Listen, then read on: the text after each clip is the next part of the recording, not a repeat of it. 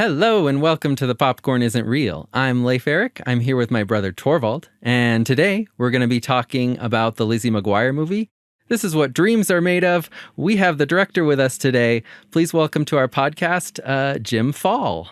Hi guys, hi everybody. Happy to be here. I'm really happy to have you here because first of all, I really like the theory that we have about the Lizzie McGuire movie, which we'll get into. Can't wait. But I'm also a big fan of the Lizzie McGuire movie, basically series finale in movie form to the Lizzie McGuire show, which I think is really cool that they were able to make this. You know, like it's super cool because it is the canonical ending of the show, and they knew it was going to be. They were sending it all out with a bang. And that's great that they got the opportunity to do that. Much like other female heroines of the time, mainly Sabrina the Teenage Witch and Mary-Kate and Ashley, she goes to Rome. She had to do one thing, and that is to go to Rome. Most important thing anyone could ever do. You're not a real teenage girl heroine from that time period, the early 2000s, until you go to Rome. Exactly.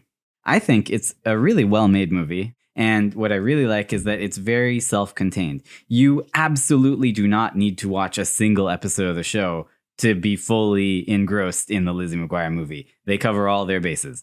I appreciate hearing that. I mean, this has been kind of an amazing year and a half where I think a lot of kids who saw it when they were kids are now remembering it fondly. And it's been kind of a delayed, reaction for me of hearing everybody as adults remembering the movie so well. So I'm thrilled to talk about it with you guys.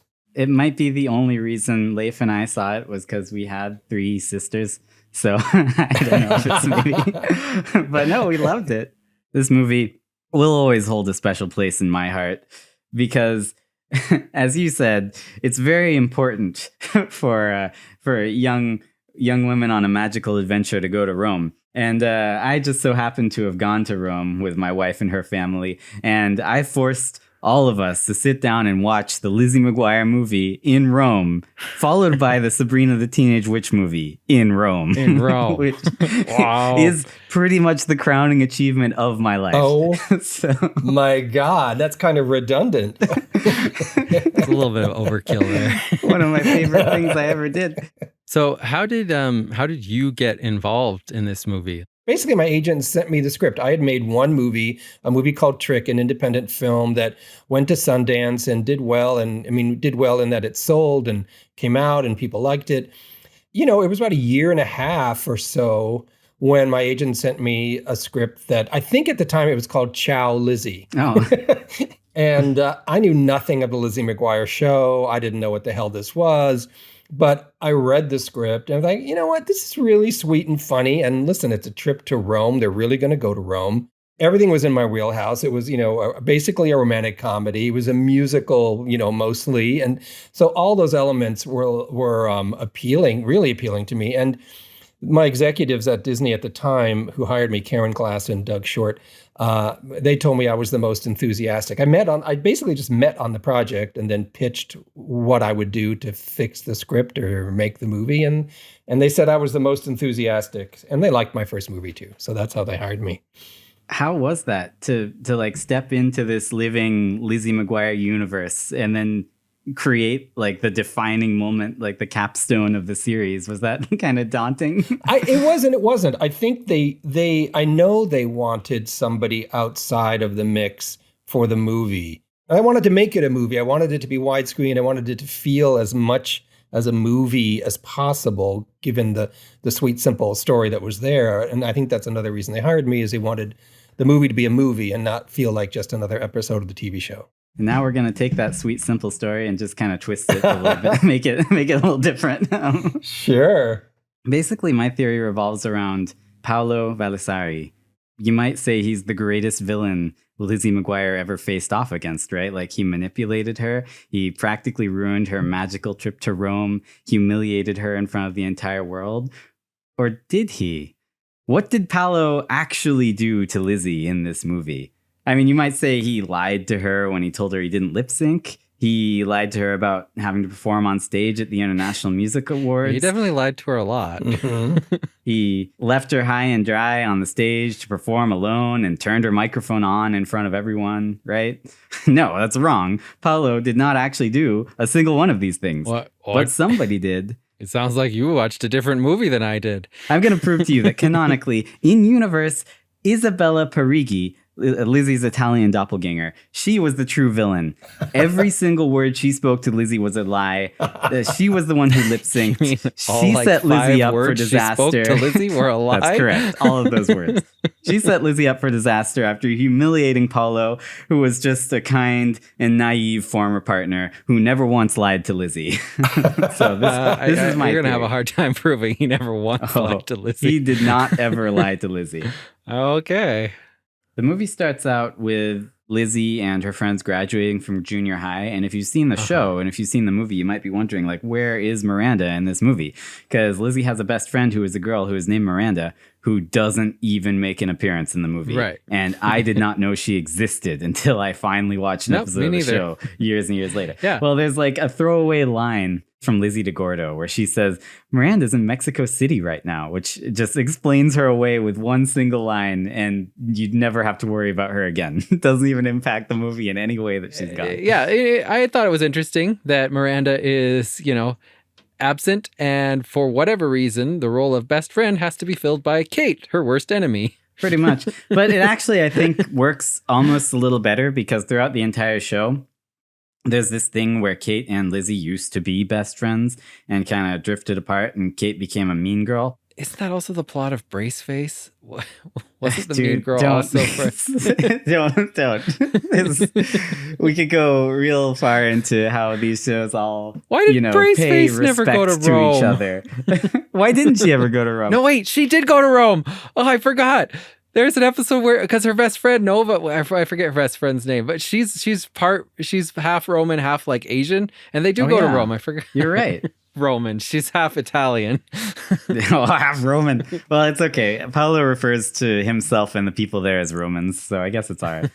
So, dude, there's even an episode of Lizzie McGuire where Lizzie goes crazy overboard and starts bugging everybody about being environmentally friendly and doing all the environmental stuff, just like Braceface did. Oh, is there another episode that got banned where she gets an inflatable bra that's controlled by a remote, and then people start stepping on it and her boobs get gigantic?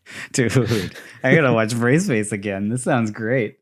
All right. So wait, but we were talking about Kate Sanders, Lizzie's mean best friend. So I think this is actually really interesting because right there at the graduation, Kate comes up and starts being all mean to Lizzie. She's calling out Lizzie for wearing the same outfit to the middle school graduation under her robes as she did to the spring dance. And I think it's odd that they have like robes and caps for their middle school graduation. But we'll get into that. Middle school graduation. But this is interesting because we know from the series that the spring dance was the spring fling, and that Lizzie was specifically banned from attending the spring fling because she covered for Kate when Kate broke the head off of the statue of the school's first principal, Walter Peterson, which was the entire point of that episode. So come on, Kate, what's wrong with you? What happened to your memory?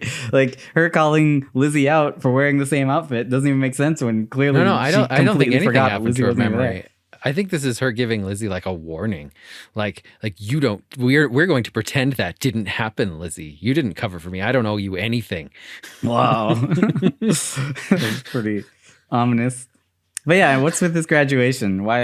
Did you have a middle school graduation like this? I don't think I did. Listeners, tweeted us on @popcornisn'treal, no apostrophe. Did you have a middle school graduation ceremony with like hats and gowns and speeches and stuff? Because I sure didn't. So Lizzie has a big fiasco during the graduation, makes a fool of herself. We move on. They're all going on a trip to Rome. I mean, I just want to say that this weird class trip was also very confusing to me because they're acting like they have to obey the principal, Ungermeyer, who is not yet their principal. Yeah, I know. It's weird. They are not in high school yet. They're also not in middle school. It's just very confusing as to what this class trip is and how it is occurring, and also why their principal thinks she can assign them like homework and reports and stuff when, first of all, she's not even their teacher. Second of all, they're not even attending her school yet. Yeah. No, it's pretty weird.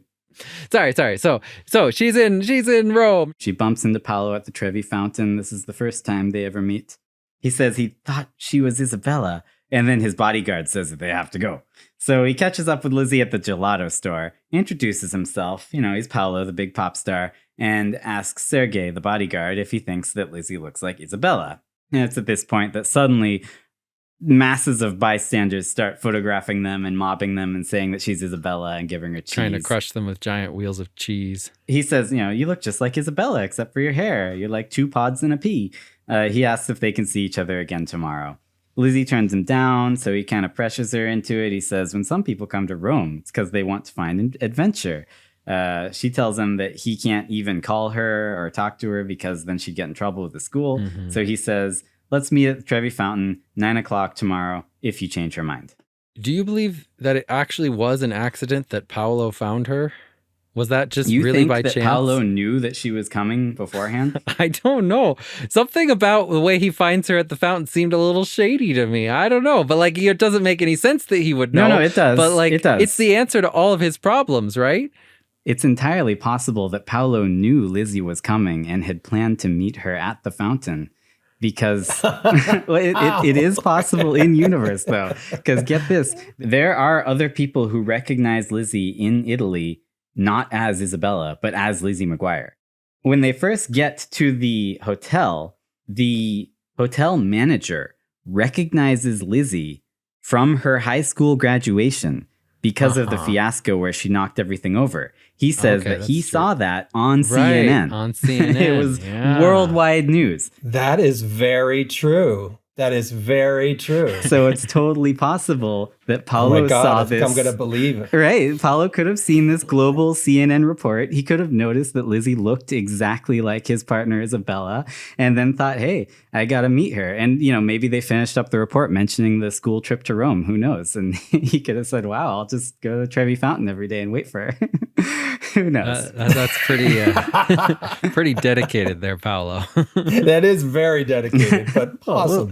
We'll see. Possible. That's not one of the staples of my theory, but just a fun little tidbit that he could have actually been waiting for her there. So but I would say that's a point for the dark Paolo theory, as we can call it. He knew that she was going to be there. He knew she was the answer to her problems because he saw the CNN report. She looks just like Isabella. I'm going to try to run into her. Where would she go? Oh, I'll just hang out at the Trevi Fountain with my bodyguard for the next couple days. I don't know. But something like what that. About this makes him dark Paolo? He's just trying to do exactly what he tells her he's trying to do, which is to right. But save this his isn't a career. normal thing. This is like a really weird stalkerish thing to do, to be like, aha, she looks just like Isabella. I'm going to use her to do what I want her to do, Yeah, so who cares? It's not like he's trying to do anything bad to her. All right, well, we'll get into more of Dark Paolo, but we can move on. One of the things that happens in this movie is that people in Italy are recognizing Lizzie McGuire and thinking she's famous because, she looks like Isabella. Yeah. In the actual shooting of the movie, was the Lizzie McGuire show a popular show in Italy? No, it really wasn't. I don't remember. Now, I wasn't, of course, with Hillary when she was on her own, whether or not, but I'm pretty sure she said, and I certainly did not witness anybody recognizing her. I don't think the Lizzie McGuire show had really permeated Italy at that point. Because we never were mobbed. It was more just being mobbed because we were making a movie and cameras make people look. But no one was like, Hillary. None of that happened.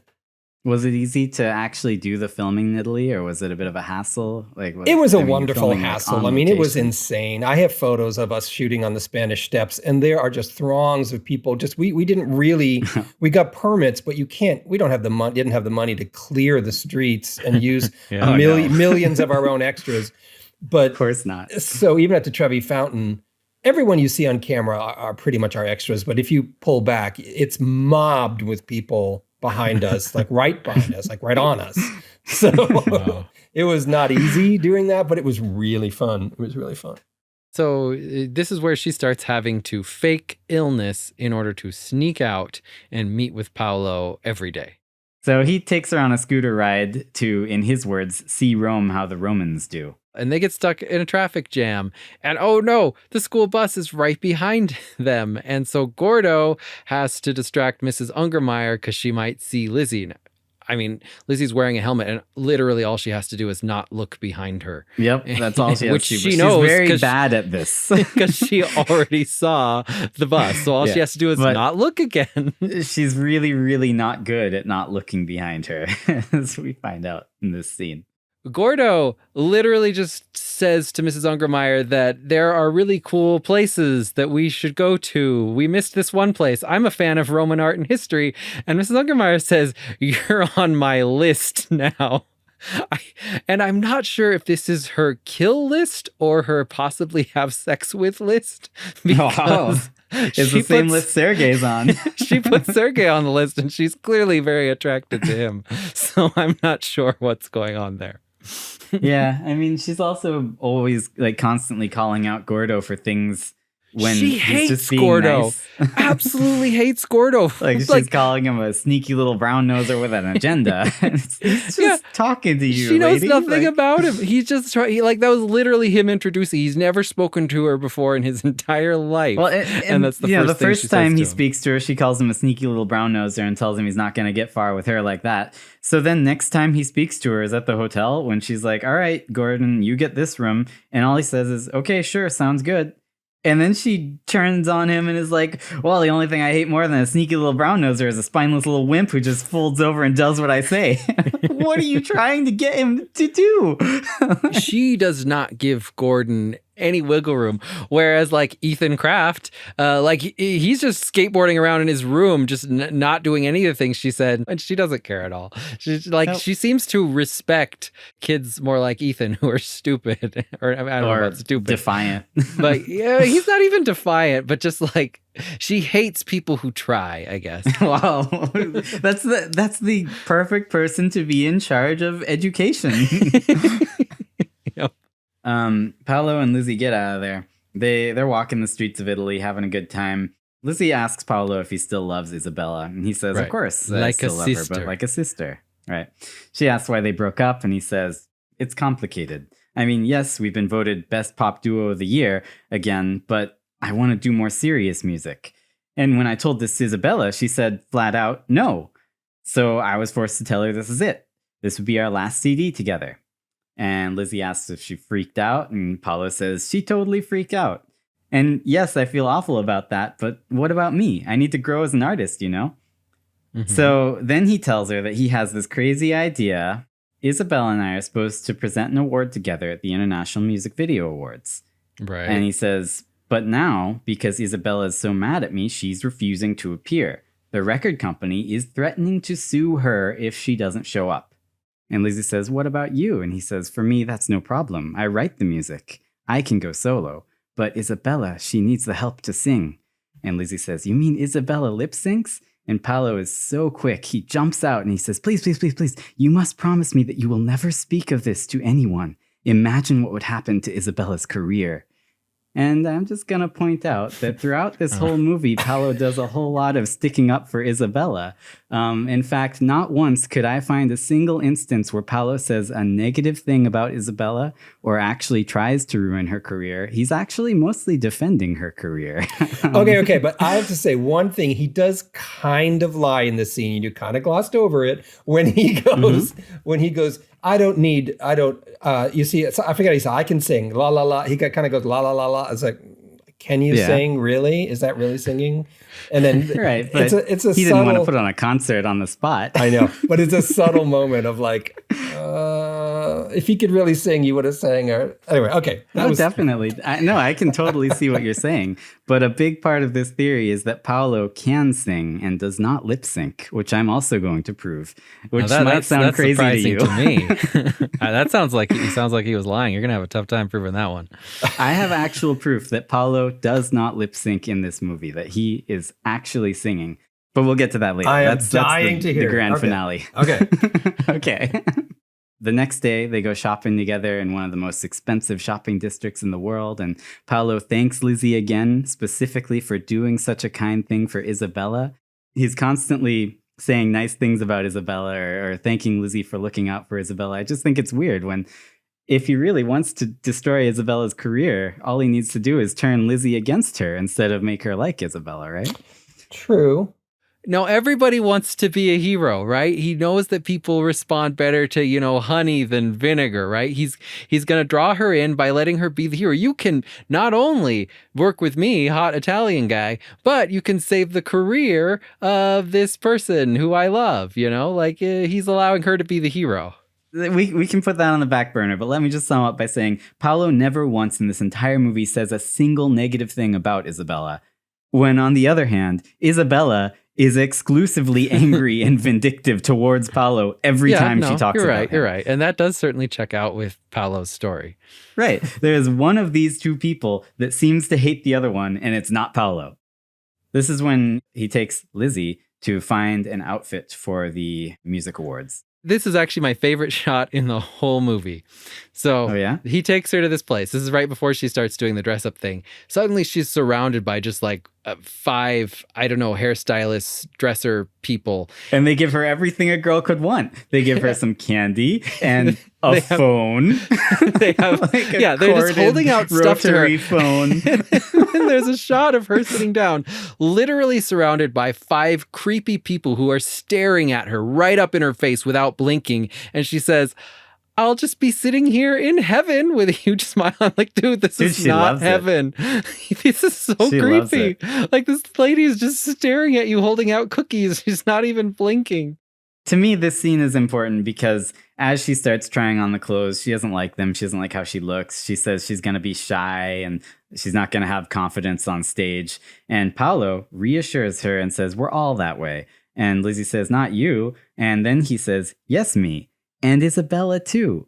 But it's how she works through her fears that makes her strong. And it's just, once again, he is only saying good things about Isabella. Well, I mean, I've always thought all of that was because he didn't want Lizzie, to think he was a terrible person, that he was doing something underhanded. So he's, of course, going to be constantly not saying terrible things about Isabella, to scare Lizzie off. Lizzie's the rebound in this case, and it's usually pretty easy to turn your girlfriend against the rebound against the other woman, right? That would have been the slightly darker, meaner version, where he's constantly telling you how bad Isabella is. But Jim, can I ask? Because I've shot a few films, but never like a costume montage.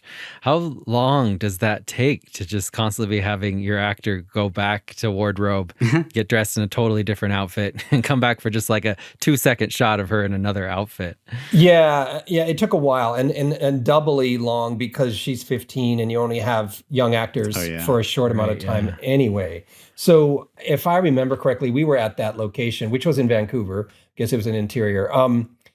It was at least 2 days. It was at least a 2-day shoot for that whole sequence. That was the challenge, really, of the whole movie, was just having a 15-year-old in the lead, because you don't have time. You're not allowed to have time with her. So every time you see the back of her head, it's not her. We couldn't use the back of her head, so it's always a stand-in. Okay.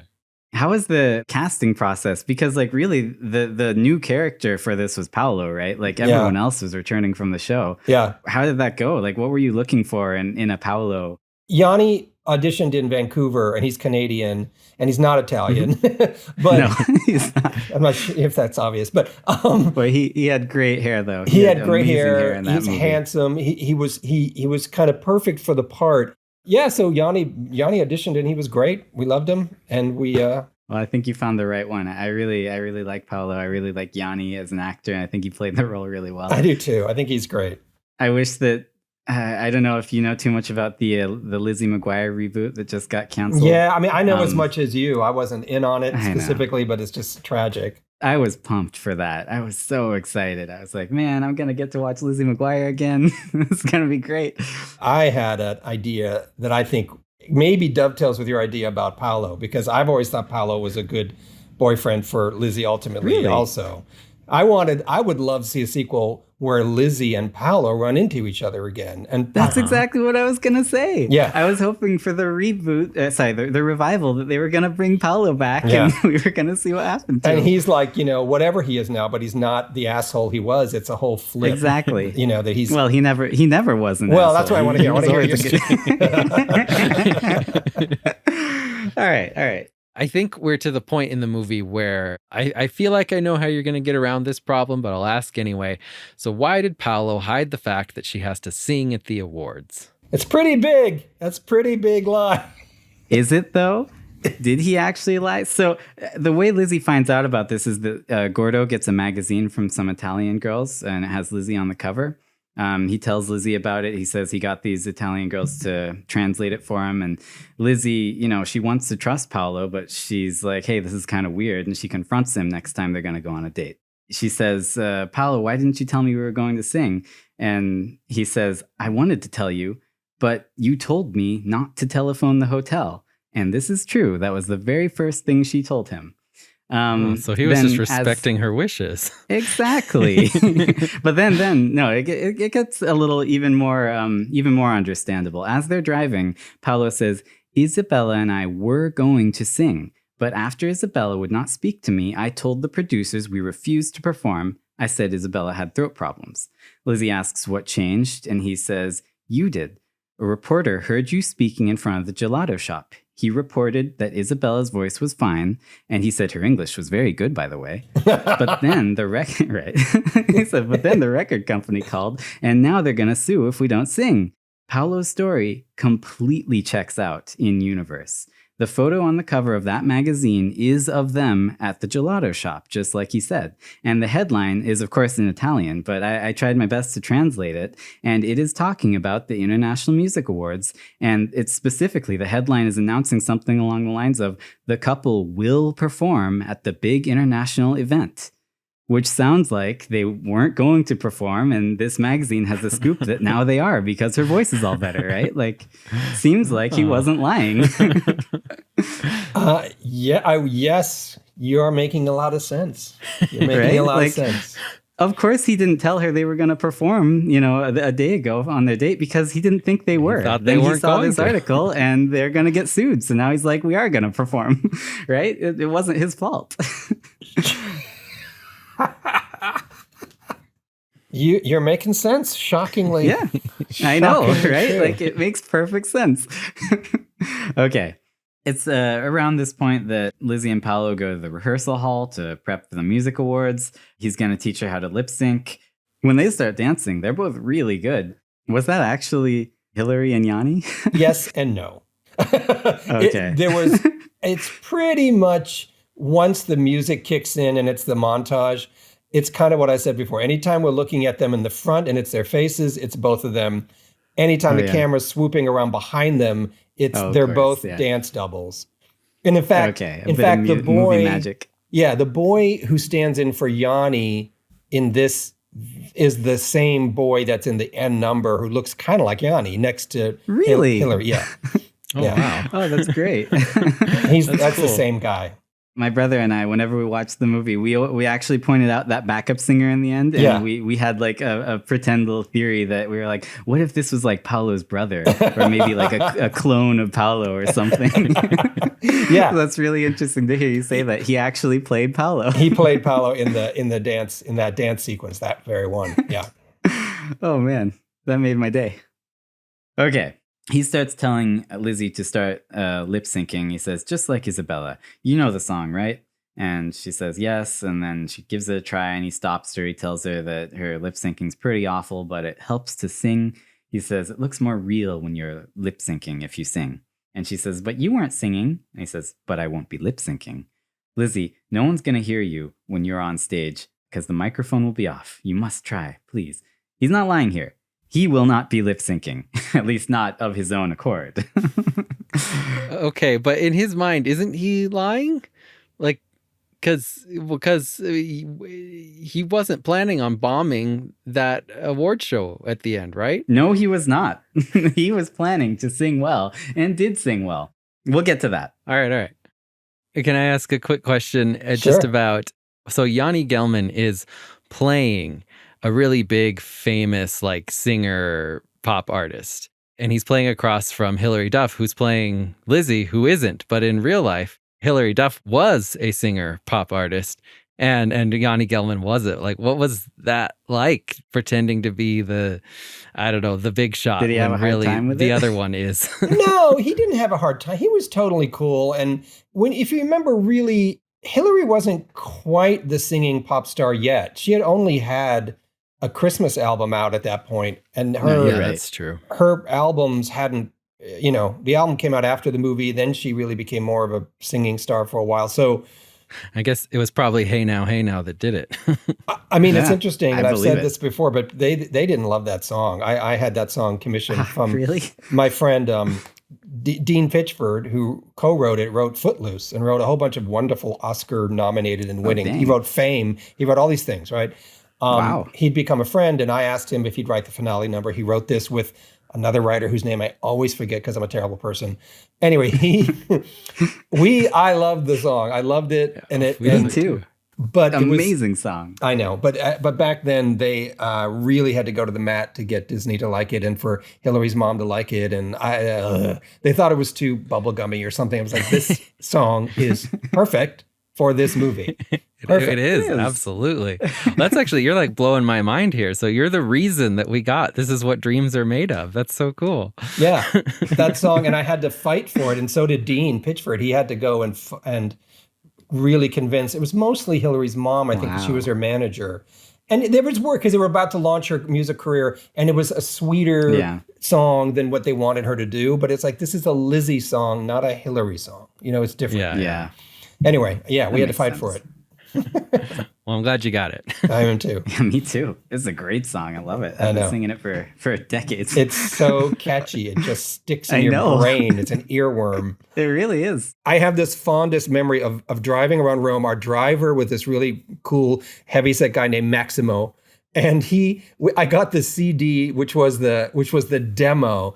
Dean had a demo singer sing the original demo of the song, and we put it in the car when we drove to the set. And we were all like bopping to it because it was so good. And I asked him, Maximo, I was like, do you like the song? And he goes, I love it. I love the song. We're keeping the song. All right. The next part is when Gordo is getting shipped off, right? He's got to go back home. So Gordo's at the airport, all alone. I know. Some reason. There's no chaperones. I know. No. I know. It's okay. I mean, it actually fits in universe because Mrs. Ungermeyer was, she was a bit crazy. I know. One chaperone, even for all those kids, just one. And then they send them to the airport in a foreign country to go home. Well, and he basically gets kidnapped by some crazy Italian woman, right? So it's clearly a bad idea. As you mentioned, Gordo, he's in the airport. He's all alone. He happens to see Isabella. He recognizes her because she looks just like his best friend, Lizzie. He runs up, pushes through her entourage. And Isabella, in the meantime, unlike Paolo, is saying a lot of mean things about Paolo. She's really unhappy with Paolo. So she's complaining. She's saying, who is this girl? I've been relaxing on that island trying to forget about this whole situation. And then this? Can somebody tell me what's going on? Nah, I'm just going to point out here. It sounds like she had no intention of actually dealing with these music awards. In which case, she was going to get sued. And Paolo really was helping her, right? But so Gordon, he kind of elbows in. Did you have anything to say? No. It's just bringing Okay, cool. flashbacks of reading the script and trying to connect the dots to make sure that all this stuff made sense. And you're finding like the loosey goosey underpinnings. I've connected all the loose ends. Yeah. No, so Gordo, he slides in and he says, hey, that's my friend, Lizzie McGuire. I can tell you all about her. At which point Isabella grabs him and says, I demand for you to tell me everything you know about this Lizzie McGuire. And he says, you tell me everything about Paolo Vallisari. And then Isabella says, I left all my thoughts about him on the island. And then Gordo says, well, you may have left him on the island, but my friend Lizzie is out there pretending to be you so that you don't get sued. At which point, Isabella looks really uncomfortable and says, we need to talk in private, which sounds kind of sinister to me, but I don't know. It all makes perfect sense. I'm not sure what your problem is. Oh, my version makes perfect sense as well. You'll see. Okay, it's the end of the movie. They're going to have the big finale. It's the music awards. Lizzie is nervous again. Paolo reassures her once again for the umpteenth time in this movie, says she can do it because you shine with the light from the sun. So, as it is pointed out by Isabella later, Paolo does use that line on everyone, apparently. No, she just heard him say it. She was right there. No, she was. She just she heard didn't the hear him say it. conversation. She knows he used that line because he used it on her.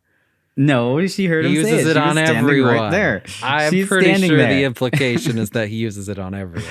Yeah, or she was standing right there and heard it. All right, so Gordo pulls her aside and says, Lizzie, listen to me. Paolo is setting you up.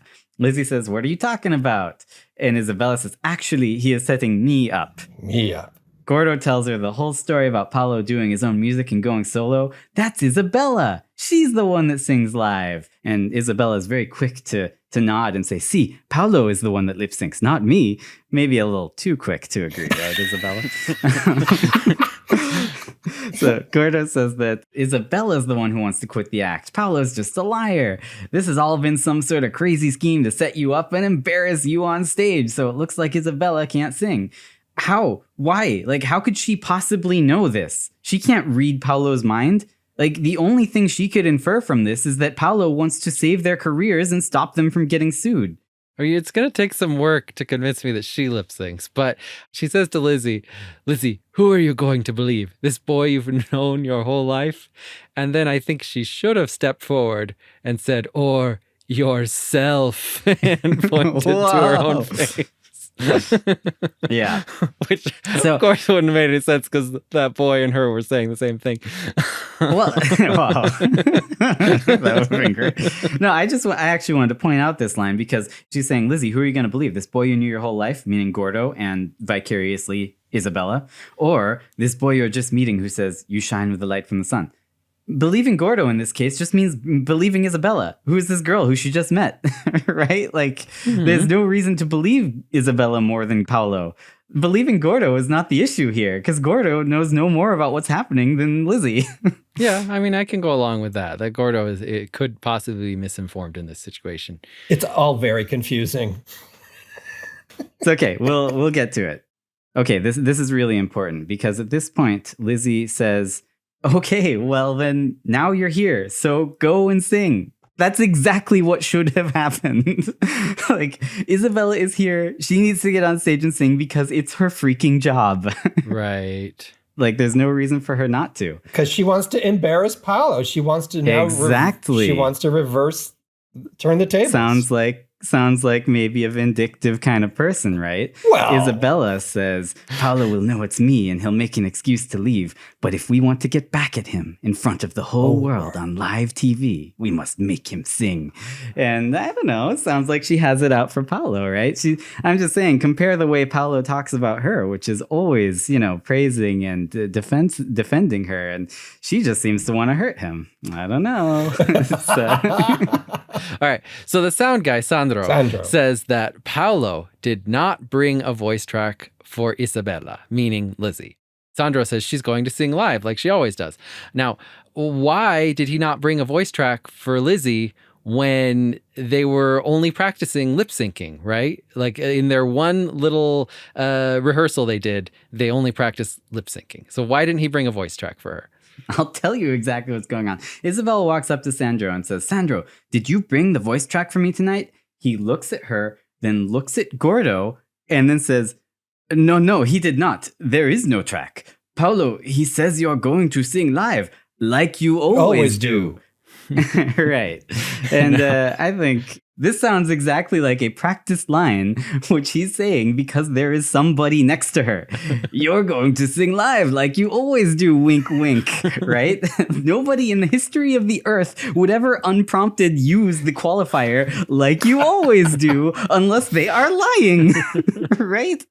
Either way you read what happens next, Isabella is thick as thieves with Sandro because he does whatever she says anytime she says it. He doesn't care what Paolo says. He doesn't care what happens to Paolo. He cares about Isabella. And this makes perfect sense if you understand the fact that Isabella lip syncs. So of course she needs to be in with the sound guy. He is on her side 100%. All right. So he's ready for her, and he's just doing what he does, which is lie and say, you don't lip sync. You're going to sing live like you always do. All right. I don't know why they needed to have this so practiced just to impress this random high school kid who doesn't matter. They weren't counting on him being there, and she's not thinking about that. Like she was just coming to talk to her sound guy, and he was just doing what he always does when there's someone else around. Let's say, you sing live, you don't lip sync. Okay. I think that makes sense. I mean, it could make sense. I would have cut to his eyes going like I know. Okay, but just wait. Here comes the very best proof that I have. All right. So the song starts. Lizzie walks on stage. Isabella says, Sandro, turn down Isabella's mic. Right. And yes, Sandro and says, he what's turns that? it down. She says, turn down the mic. Now, Sandro turns down Isabella's mic. Paolo's mic right next to Isabella's is still turned up. Paolo's mic is on, and he's singing.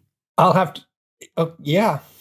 Maybe you've caught... I mean, it's very clear. I feel like I'm on trial. No, please don't feel that way.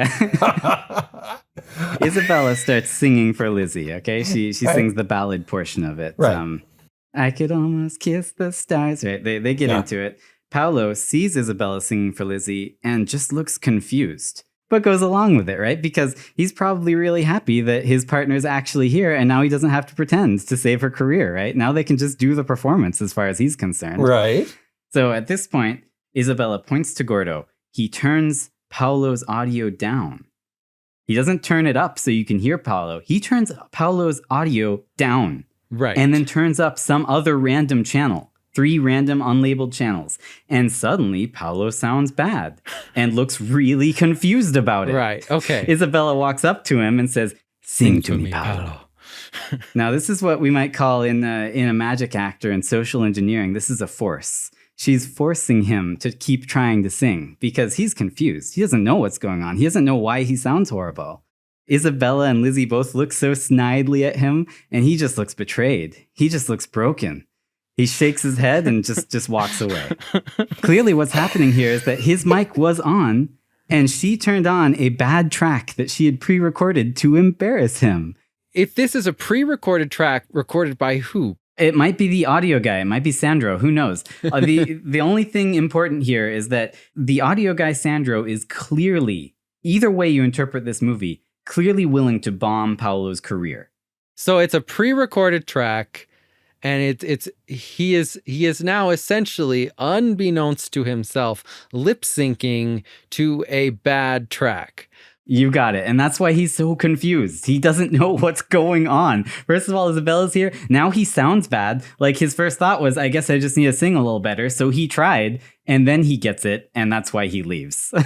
The obvious argument would be, why does the bad soundtrack that she recorded to sabotage him lip sync with him so well if he thinks he's really singing? But I think the answer to that would be that, they both know the song. They know how to sing exactly on rhythm and on time. My mind is leaking out of my brain at this point because I can't quite wrap my head around what you I mean, it all kind of comes down to what levels were being pushed up and down on that soundboard, right? Mm-hmm. Yeah. All right, I got to look at it again now because now I'm confused. Go for it. Seriously, I would encourage you and anyone listening. It's funny you're saying all this because I remember my producer, David Rossell, and I, 2 or 3 days before we shot that whole thing, we literally had lost our minds trying to figure out what the hell we were, what made sense, because it didn't make sense. And so the best we could come up with was, okay, the mics are here. Maybe that really is a blooper. It's not a blooper. It's confirming my theory here. Lizzie, feeling that her job is done, turns to leave. But oh no. Isabella's horrific revenge is not done yet. She sees Lizzie leaving, then walks towards the crowd.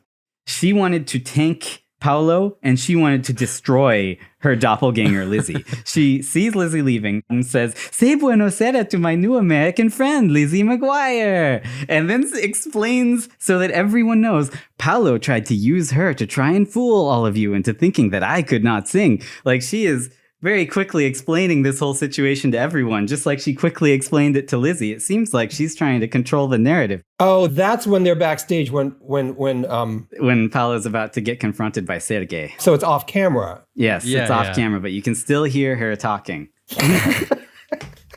I'm just saying, I mean, she's really trying to control this narrative here that someone was trying to screw her over, but she's a hero. I mean, seems like maybe she wouldn't say anything about that and would just continue the concert unless she really has a vendetta towards someone. Well, I mean, she could still be pissed. It doesn't have to be a vendetta. I mean, she could still be upset that he was trying to pull something over on this poor American girl who just so happens to be able to sing.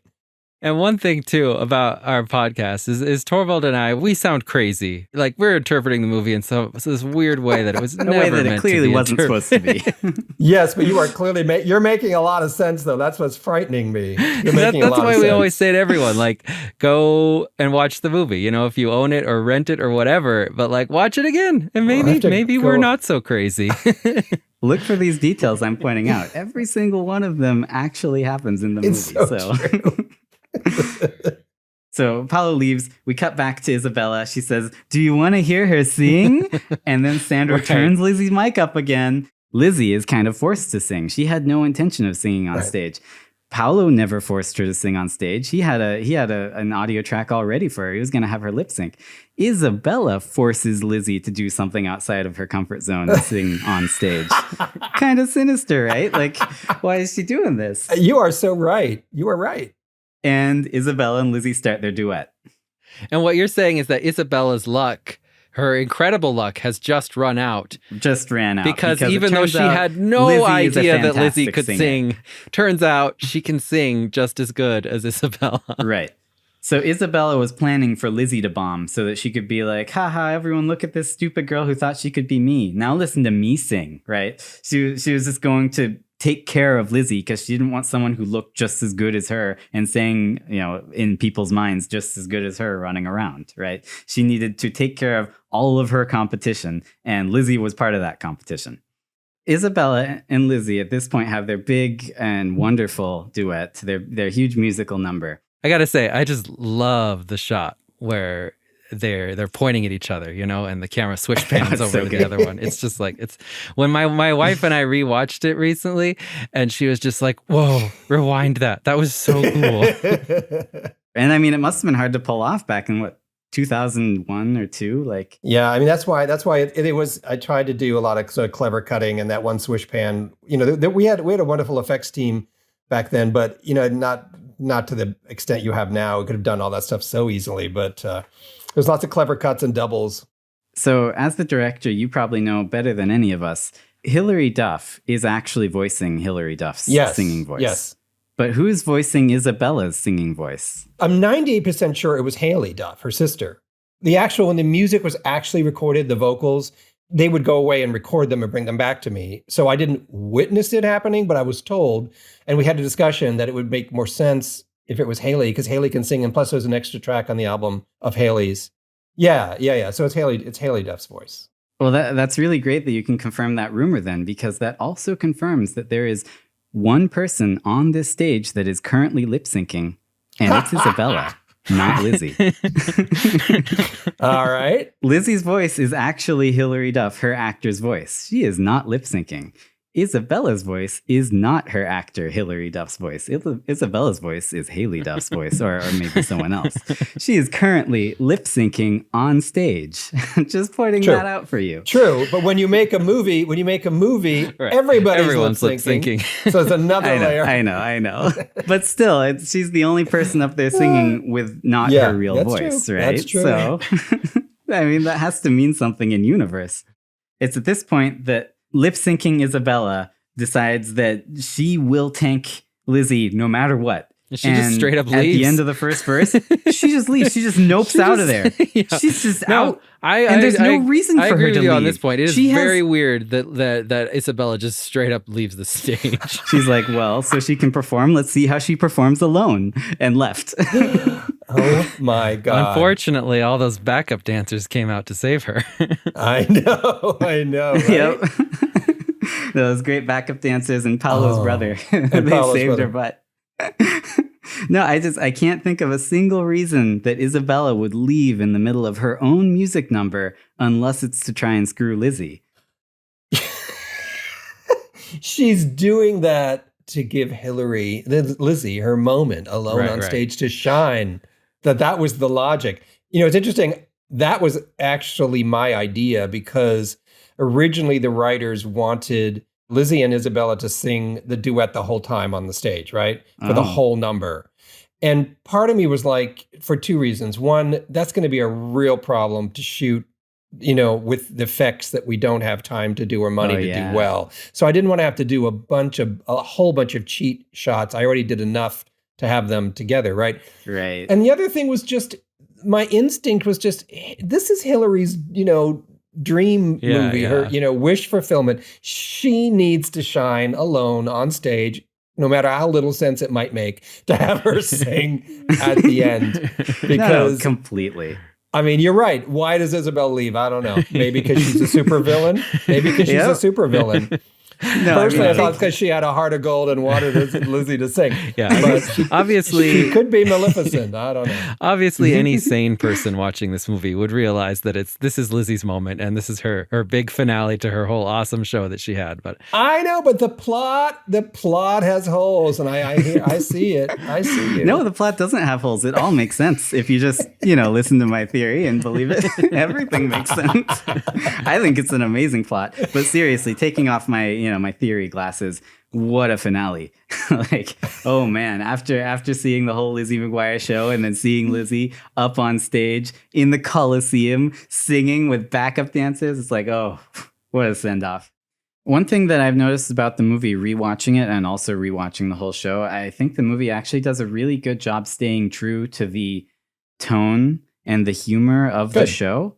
They're very similar, but then the movie is just it's bigger, right? Like it feels a little more like epic. I don't know. But I mean, because it can be. I mean, we were in Rome and we had $17 million budget, and I mean the TV show doesn't have that at its disposal, so it couldn't have had the same scope. Just to throw a completely ridiculous theory into the mix, there is a moment during that finale where she tells Lizzie to sing. Lizzie's she's trying to get off stage, and Gordo stops her from going off stage. Yeah. And we were like, why is Gordo forcing her to stay on stage? Unless Gordo has something worked out with Isabella where he was like, clearly I'm not going to get Lizzie. I've always been playing second chair to people like Ethan Kraft and now Paolo. Maybe if I work with Isabella, I can get someone who looks exactly like Lizzie. That's hilarious. This is all so great to hear because as I was saying at the beginning of our conversation, I have always thought that if there was ever a sequel, and I was thinking more in terms of a movie, but even if it turned out to be the TV show, I really would want her to run into Paolo. And then how wonderful would it be if Paolo's completely changed? He's now a really good guy. Well, in your mind, he was always a good guy. Yeah. And he's like, whatever he is now, but he's not a pop star. And he's like in obscurity. Right. And somehow they actually do fall in love in this new version. That would be awesome. Man. And Isabella, I mean, but your theory is great because then Isabella, he could regurgitate. Could be the bad guy.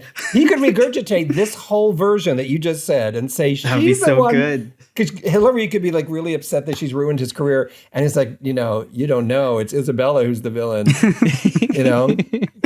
And then all the flashbacks to prove it based on your theory. I don't know if you've seen Cobra Kai, but this could be the Cobra Kai of the Lizzie McGuire world. I saw some of Cobra Kai, yeah. Oh, man. That would be awesome. No, Oh. that would be so amazing if you or someone could make that sequel. Because I mean, a lot of this theory kind of stems from the fact that just like I really like Paolo as a character, and I don't want him to be the bad guy, right? So I kind of twisted it until I could make him the good guy. I think Paolo and Lizzie, they fit so well together. They were great, right? They were really charming. They had such chemistry. That's one of the things I was really disappointed about the series not happening was, I was kind of wondering how are they going to deal with the movie, because they certainly used What Dreams Are Made Of and they referenced it in all the promotion, but I just wondered, like, who is Hillary's character now? Who's Lizzie? Someone who was on stage in Rome. Like, it's such a big ending, that movie. Like, how do you recover from that? Who do you become after that? I don't know. I think that's about it for my theory, though. I mean, from then on, it's basically just wrapping up. They end the song. They take a bow. Her parents get to see it. She kisses Gordo. And it's pretty much the end. One of the last things I want to say, Ethan Kraft, I love his arc in this movie. And oh, yeah? He wants spaghetti. It is that he wants spaghetti. And he finally gets his spaghetti at the end. And he gets his spaghetti. What I love is the attention to detail of it, though. Like, you look at him eat that spaghetti, he's a pro at like grabbing that spaghetti, and he rolls it in his spoon. Wraps it in his spoon. He knows what he's doing. You look at Kate trying to wrap her spaghetti. She like can barely do it, drips out of her mouth. I mean, like, this, like, I just love the attention to detail. Like, this guy really does love spaghetti, and they knew that, and he finally gets it at the end. I think Ethan Kraft's character is actually pretty interesting. I like his character because he's not your typical hot guy in a teen girl movie. He's not a bad guy. No, he's like a super good guy. Like, he's really nice. Kind of the opposite of, well, I was going to say the opposite of Paolo, but what the movie, the general interpretation of Paolo. Paolo was really nice. Paolo never did anything mean to anyone. Like, he was manipulative, yeah, but he was very honest about it. I truly believe that Paolo did nothing wrong. Paolo never lied. And Paolo did not lip sync, except for when he was forced to lip sync by Isabella, who was the true villain of this story. She lied, she manipulated, and she left. She deserted Lizzie on stage. I hear you, and you may have made me a believer, and now you're going to make me watch the movie again with all of this in my brain and thinking, wow, this is a different movie than I thought it was. And that is absolutely what we like to do on our podcast. These movies that you watched a long time ago, you forgot about, watch them again and see them in a different light, and they can be just as fun as they always were. That's absolutely the biggest praise anyone could ever say to me, so thanks for that. Well, thanks for listening to our theory. My pleasure. And you know what today's date is that we're recording is the actual release date of the movie. It's May 3rd. Wow. Really? Really? Yeah. 18 years ago today, the movie was released. Well, that was totally intentional. Yeah, we planned it. Definitely. Did you? No, we did not plan that. We had no idea. Yeah. Well, we always give our guests a moment if there's anything they want to promote or talk about, just anything at all.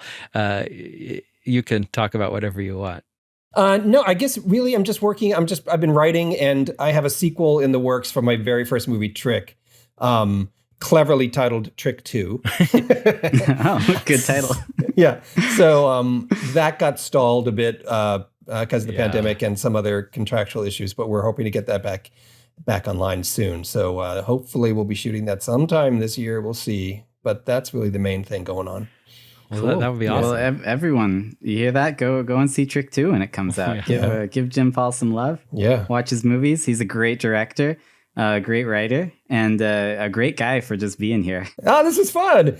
I'm really blown away. I mean, that actually is really thoughtful, deep dive into the movie, and it's making me go, oh my God, I got to watch it again. What the hell? You didn't have that hard a time proving it, and I think that's what's so funny. It's like you could totally use this to pitch a new version that uses this theory. Yeah. Or, as what really happened. In the movie. You could totally use this as the director, writer. Well, please I'd have to give you credit.